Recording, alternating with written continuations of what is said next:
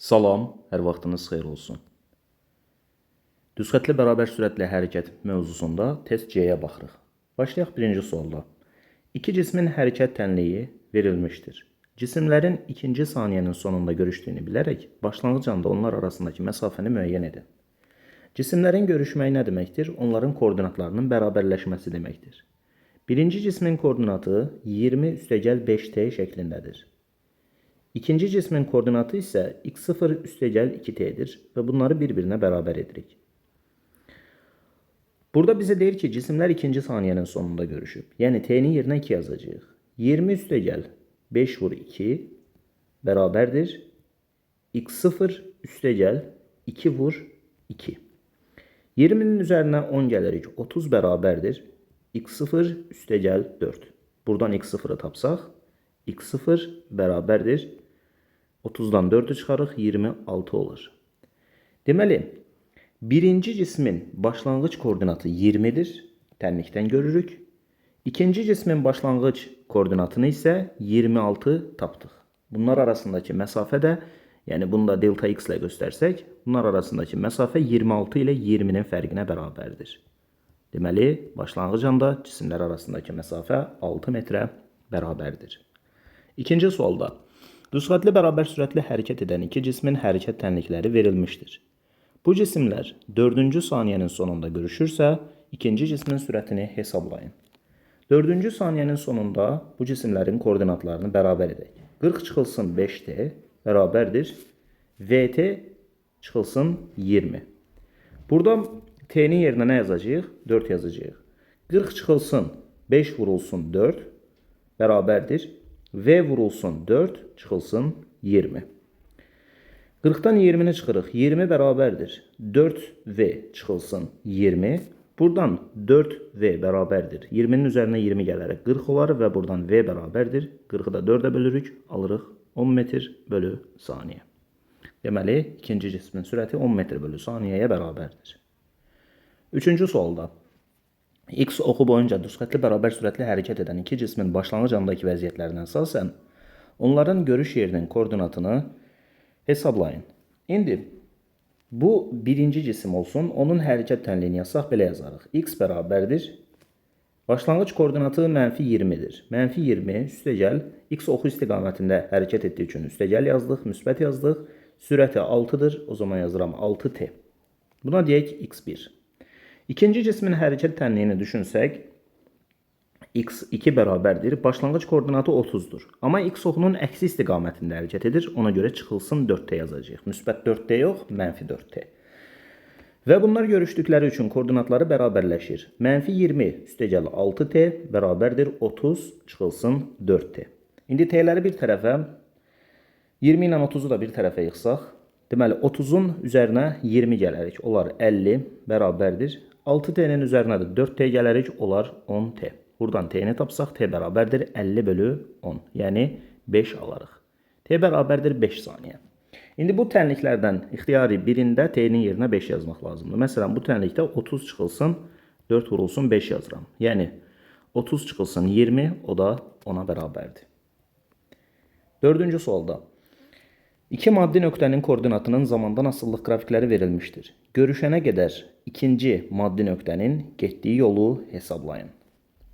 Deməli, ikinci maddi nöqtə başlanğıcda 25'dən başlayıb və görüşənə qədər 5 nöqtəsinə gəlib. Yəni bu cisim nə qədər yol getmişdir? 25 ilə 5'in fərqi qədər. Yəni 20 metr yol getmişdir deyə bilərik. 5-ci sualda. Düzxətli hərəkət edən iki cismin sürətinin proyeksiyasına zamandan asıllıq qrafikləri verilmişdir. Müşahidə anından 5 saniyə sonra cisimlər arasındakı məsafəni hesablayın. Başlanğıc anda deyir ki, cisimlər eyni nöqtədən keçmişdirlər. İndi birinci cismin getdiyi yolu hesablamaq üçün bu fiqurun sahəsini tapmaq lazımdır. Deməli, birinci cisim x1 bərabərdir 5 vur 5, o da 25 olur. 25 metr yol getmişdir. İkinci cismin getdiyi yolu tapmaq üçün də bu fiqurun sahəsini tapmaq lazımdır. 5 vurulsun 10. O da olur 50. Amma x oxunun əksi istiqamətində olduğu üçün, bax bu sıfırdan aşağı olan hissə x oxunun əksi nədir deyə buna mənfi yazacağım. Yəni mənfi 50 metr. İndi deyir ki, cisimlər arasındakı məsafəni hesablayın. Başlanğıcda eyni nöqtədən hərəkətə başladılar. Biri x oxu istiqamətində hərəkət etdi, biri x oxunun əksi istiqamətində hərəkət etdi. Bunlar arasındakı məsafəni hesablamaq üçün delta x bərabərdir 25 çıxılsın -50 yaza bilərik ki, bu da nəyə bərabərdir? 75 metrə bərabərdir. Davam edirik 6-cı sualla. Düz xətlə hərəkət edən, başlanğıc koordinatları eyni olan A və K cisimlərinin sürət zaman qrafikləri verilmişdir.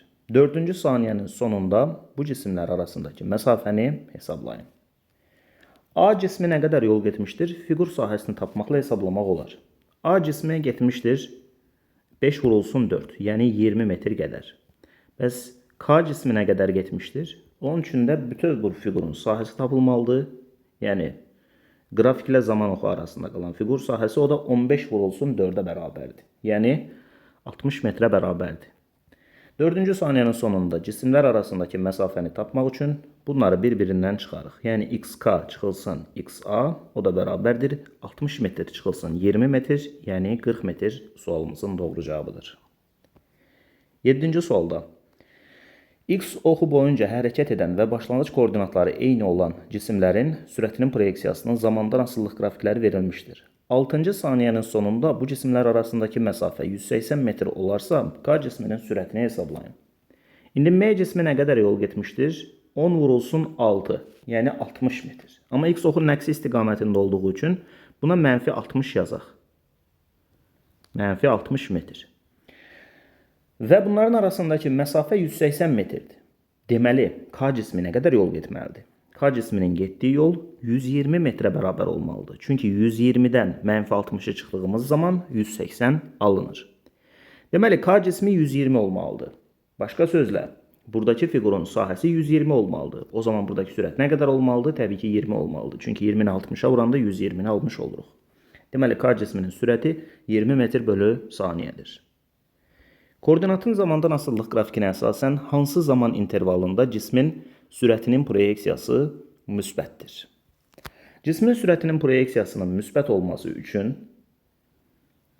koordinat zaman qrafikində qrafik yuxarı doğru qalxmalıdır. Qrafik aşağı doğru düşəndə cisim x oxunun əksi istiqamətində hərəkət edir və sürətinin proyeksiyası mənfi olur. Qrafik yuxarı qalxanda isə cisim x oxu istiqamətində hərəkət etmiş olur və sürətinin proyeksiyası da müsbət qəbul edilir. Deməli, T2, T3 aralığında cismin sürətinin proyeksiyası müsbətdir deyə bilərik. 9-cu sualda. Düzxətlə hərəkət edən cismin koordinatının zamandan asıllıq qiymətləri cədvəldə verilib. Aşağıdakı ifadələrdən hansı və ya hansıları doğrudur? Birinci variantda deyir ki, cisim x oxu istiqamətində bərabər sürətlə hərəkət edir. Burada x oxu istiqamətində olmadığını görürük. Hardan bilirik desək, bax 30-dan 25-ə gəlib. 25-dən 20-yə gəlib. Məsələn, deyək ki, bu bir x oxudur.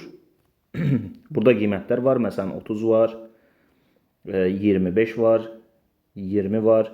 Bu adam 30-dan 25-ə, sonra 25-dən 20-yə gedib. X oxu sağa doğrudur, amma bu adam sola doğru hərəkət edir. Deməli, bu x oxunun əksi istiqamətində hərəkətdir.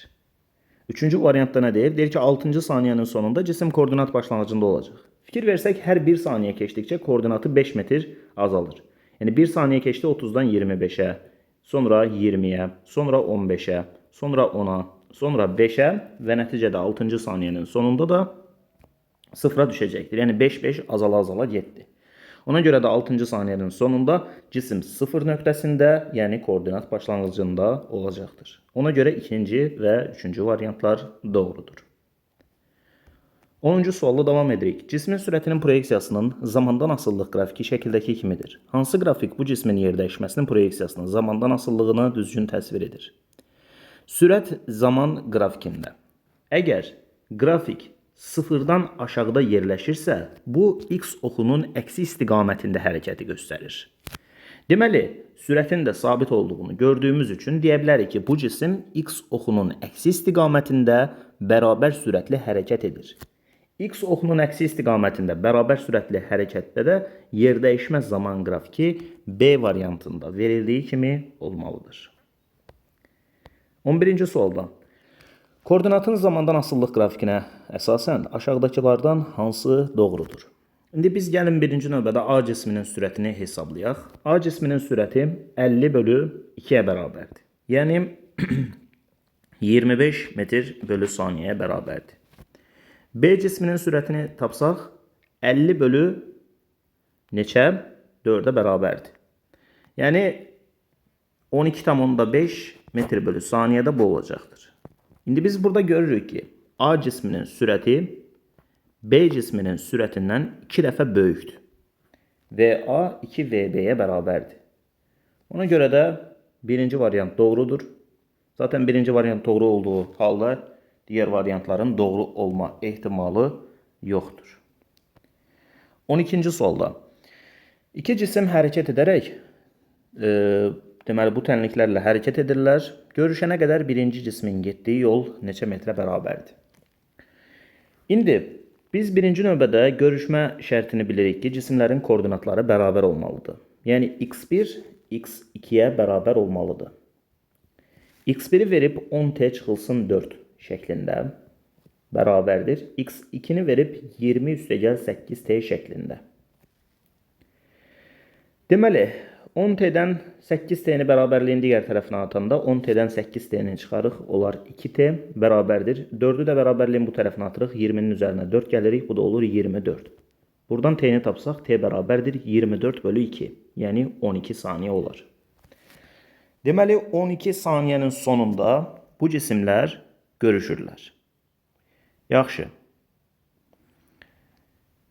Bizə deyir ki, görüşənə qədər birinci cismin getdiyi yol nə qədərdir? Birinci cismin getdiyi yolu, yəni S1-i tapmaq üçün yaza bilərik ki, V1 vurulsun T. Birinci cismin sürəti 10'dur. Bunu tənlikdən görürük. T'nin qarşısında duran qiymət sürətin qiymətidir.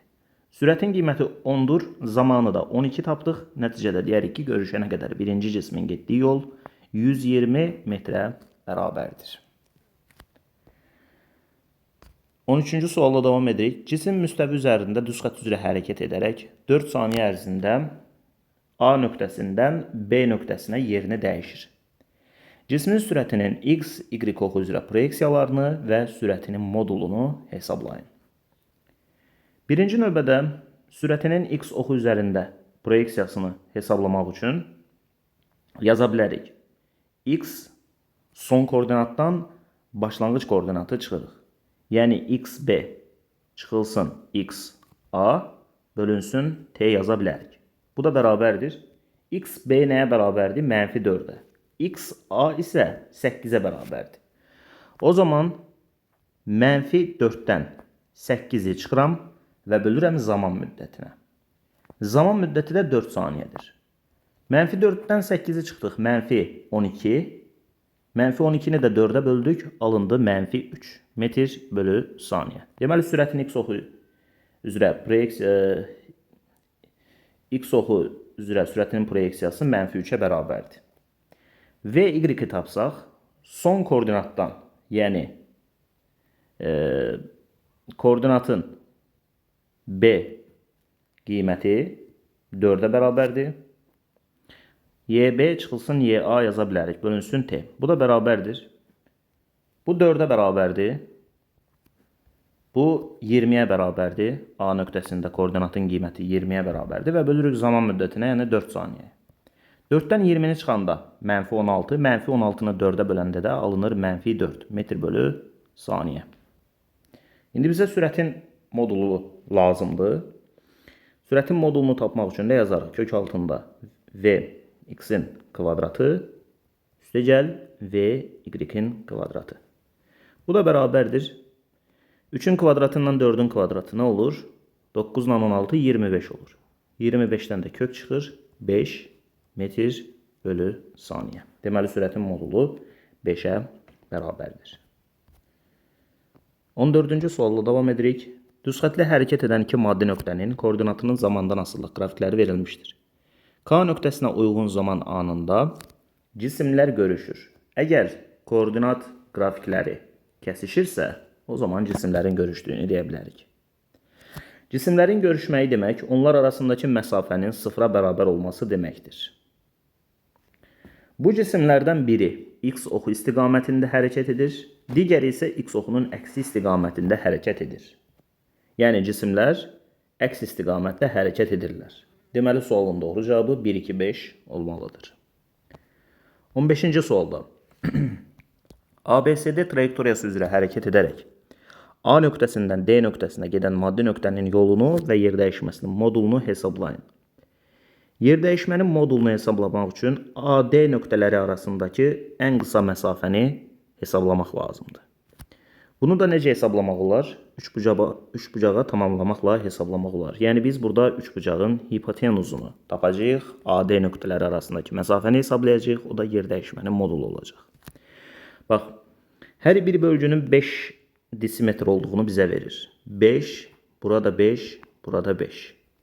Bu bölgülərin hər biri 5-ə bərabərdir. O zaman üçbucağın katetlərindən biri 3 dənə 5, yəni 15-dir. Digər katet isə 20-dir. Hipotenuzu hesablaya bilərikmi? Pifagor teoremindən hipotenuzu hesablasaq 20-nin kvadratı üstəgəl 15-in kvadratı, yəni 400 üstəgəl 225, o da olur 625.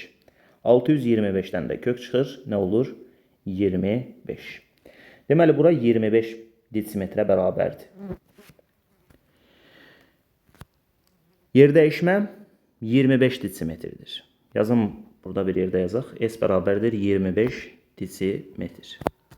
25 desimetr neçə metrdir? 2,5 metrdir. Deməli, yer dəyişmənin modulunu 2,5 hesabladıq. İndi bizə yol lazımdır. Yolu hesablamaq üçün bütöv bu hissələrin uzunluqlarını toplamaq lazımdır. AB üstəgəl BC üstəgəl CD. AB aralığı 2 dənə 5-dir. 10 elədi. Sonra burada 1, 5, burada 1, 5, burada 1, 5, burada 1, 5, burada da 1 dənə 5. Toplam nə qədərdir? 1, 2, 3, 4, 5, 6, 7. 7 dənə 5-in toplamına bərabərdir. Yəni yol 35 desimetrə bərabərdir. 35 desimetr deməkdir 3,5 metr deməkdir. Deməli yolun uzunluğu 3,5 metrdir. 16-cı sualda maddi nöqtə düzxətli bərabər sürətlə hərəkət edərək 2 saniyə ərzində bir nöqtəsindən 2 nöqtəsinə gəlir. Maddi nöqtənin sürətinin XY oxuna proyeksiyasının və sürətinin modulunu hesablayın. İndi birinci növbədə burada sürətin X oxu üzərində proyeksiyasını hesablamaq üçün son koordinatdan başlanğıc koordinatı çıxıb zamana bölmək lazımdır. X oxu üzrə son koordinat 5-dir. Başlanğıc koordinat isə 10-dur. 5-dən 10'u çıxıram və bölürəm zaman müddətinə, yəni 2 saniyəyə. 5-dən 10'u çıxdıq, mənfi 5. Mənfi 5-i də 2-yə böləndə alınır mənfi 2,5. Y oxu üzərində sürətin proyeksiyasını hesablamaq üçün yazarıq. VY bərabərdir. Y çıxılsın Y0 bölünsün T. Bu da bərabərdir. Baxın, fikir versəz, Y oxu istiqamətində yalnız bir dənə qiymət var. Yəni, Y proyeksiyasının koordinatının yalnız bir dənə qiyməti var. O da 5-dir. Ona görə 5 çıxılsın 5 yazıram və bölürəm zaman müddətinə. O da olur 0. Deməli, cisim Y oxu istiqamətində hərəkət etmir. Onun Y oxu üzrə sürətinin proyeksiyası 0-a bərabərdir.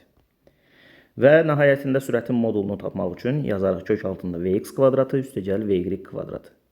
Zaten Vy kvadratı 0-dır. Vx kvadratı da yəni mənfi 2,5-in kvadratı. 2,5-in kvadratından da elə 2,5 çıxır. Deməli, sürətin modulu 2,5 metr bölü saniyəyə bərabərdir.